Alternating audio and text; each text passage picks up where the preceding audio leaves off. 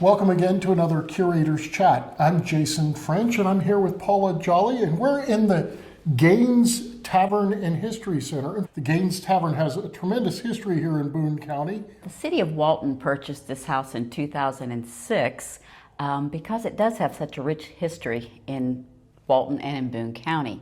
Abner Gaines purchased the original 300 acres, and our small little community at that time was known as Gaines Crossing. It later became the city of Walton in the 1850s.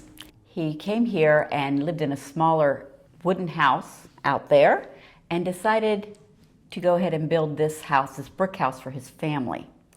Later added on to it, and this became one of the first stagecoach stops, because Abner started the stagecoach here in northern Kentucky, and became a stagecoach stop and an inn, and he continued to run the tavern, which was his first job here, out into that area of the yard. The city of Walton purchased it in 2006 with the transportation grant, and then restored it with 2 more grants and opened it to the public several years later after completely restoring the inside and the outside. This house has been so many different things over the years, everything from, of course, an inn, family residence. It was also an antique store. It's been a boarding house and a family residence again, and then now it is actually sort of the museum of the history of Walton. I have some very favorite parts here at the house. One of my favorite, of course, is the piano that's in the north parlor. It's from 1848, and we actually have young people that come in and play that piano for us when we're having tours here at the house. Interesting story about the piano, and this goes back to possibly one of our guests. One of our high school students was playing the piano several years ago, and a woman came down and thanked her for playing Sonata in D, and said that the young girl loved that song. And she says, "What young girl?" And she said, "Well, the little girl who lives here in the house."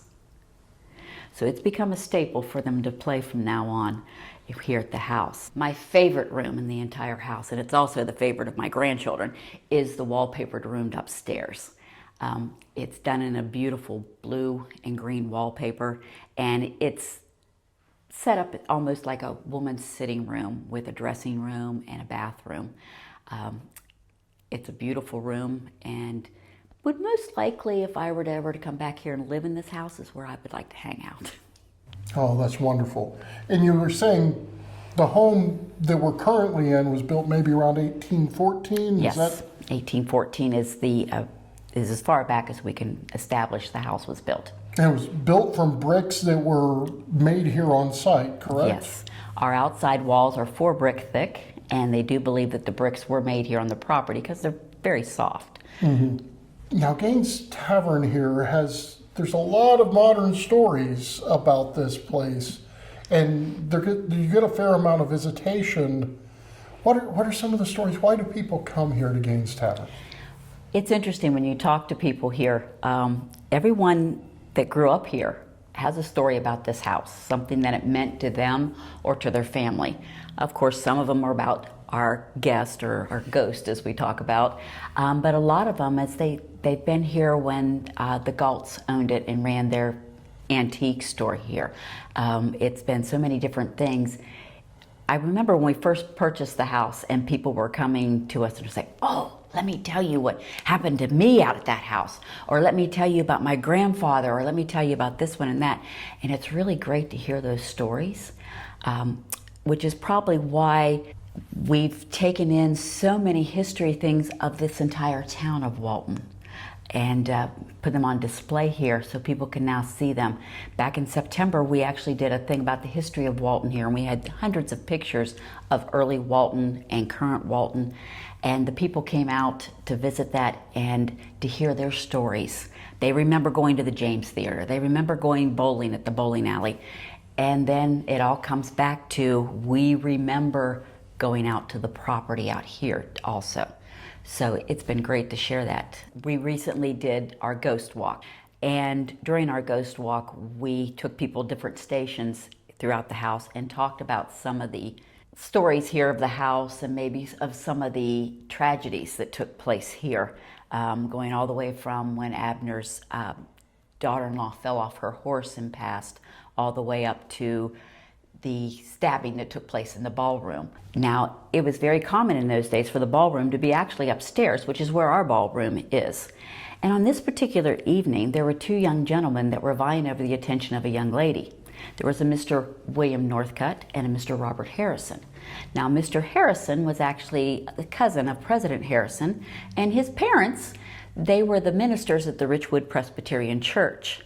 Now, on that particular evening, there was a young lady that they were both interested in, and it just so happened she kind of liked Mr. Harrison a little more than Mr. Northcutt, which made Mr. Northcutt very jealous, and he was trying to figure out how does he get in there. Well, Mr. Harrison had a secret. See, Mr. Harrison was bald and he wore a wig. Mr. Northcutt, at an opportune time, knocked off his wig, thinking, of course, it would embarrass him. He would leave and he could slide right in there with the young lady. Didn't quite come out as planned.